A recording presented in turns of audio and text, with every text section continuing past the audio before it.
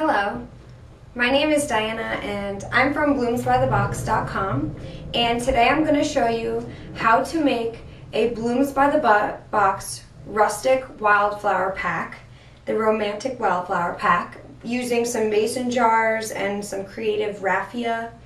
So what I did was I cut all the stems down, I took off all the foliage, and getting ready to make some centerpieces. So the wildflower look lately has been really popular using things like mason jars.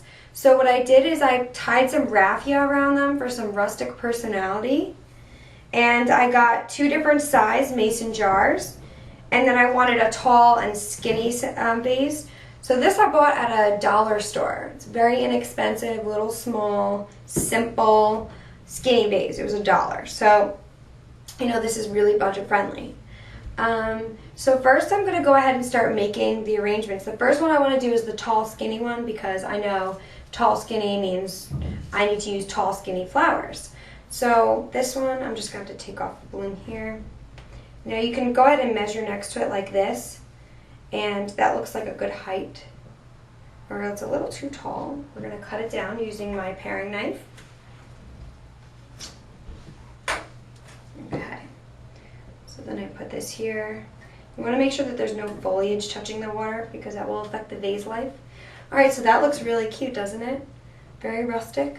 Now you want to try to use another type of filler flower. So I'm going to go ahead and try to use some bupleurum in this one, which is a nice, pretty, rustic looking filler. I'm going to choose a different piece though. Remember, you're going to be doing a lot of pruning down, because you know, like sometimes it's just too much in one vase, so you can just cut off little sections of each stem to get the size and the little piece that you want to use for each arrangement. So I cut it down considerably, and then I'm just going to go ahead and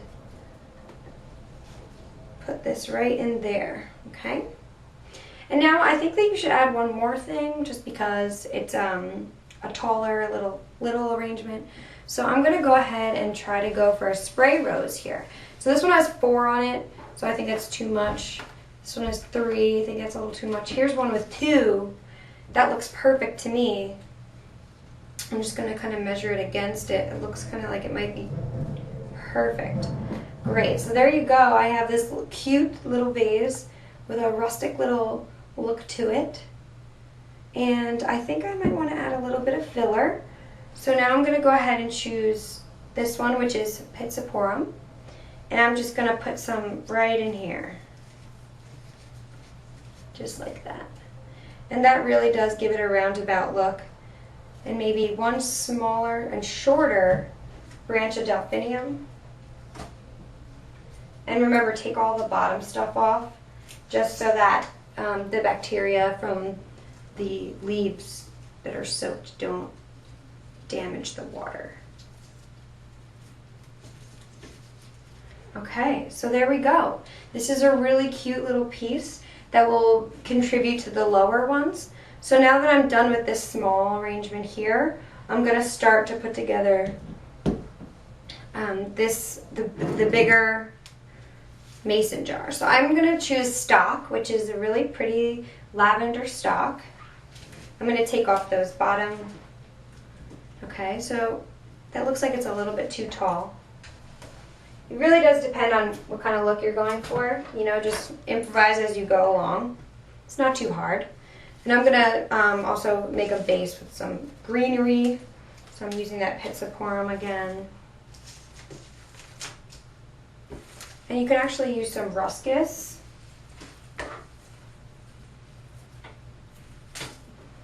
So I'm cutting it down a little bit here. I'm taking off some of the bottom leaves. And I'm just going to place it right like that. Okay, and then I'm going to go with some blue cornflower, because this is really pretty.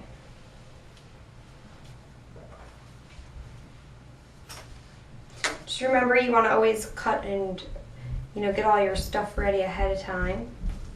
Okay, I think that's a little too tall. I think that the stalk should be the tallest, so I'm just going to cut it down a little more. And I'm going to add some Queen Anne's lace. See? Right in there. Another piece of stalk. Okay, and now some pom-pom daisies. Now you can leave these on multiple blooms per stem, or you can just take one at a time and kind of put them in sporadically. I like to put them around the outsides. I think they're really cute, so they're like a nice little accent flower. I'm going to add a little more greenery to this side though. Okay, and now I think it's time to add some spray roses.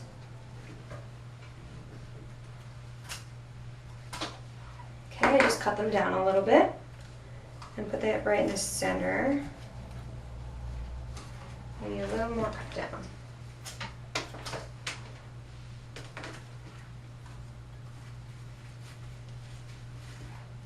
So as you can see, it's like really starting to look pretty and full. And I think I need some blue in here, so I'm going to go with some delphinium. And this one I cut shorter because it's a shorter arrangement. You don't want it to be as tall as your other one. Okay. Just feel it out and stick them in there like that. Okay, I'm going to add another piece of stalk. Stalk is really full, so it goes a long way. I really love it.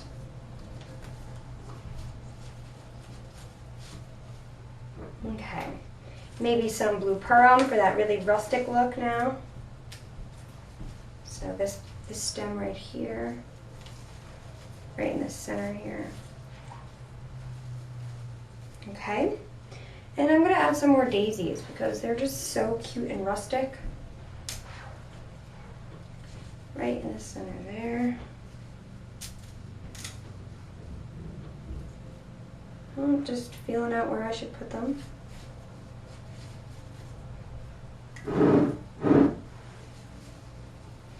Now if you ever feel something's not right, you can always take it out and redo that little part. So that's what's great about mason jars. You don't have any foam to mess with.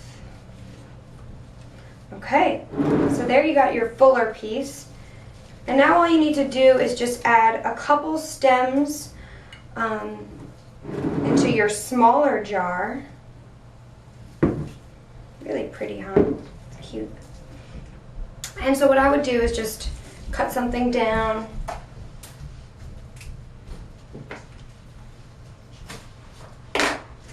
Nice and short. A couple stems of the spray rose.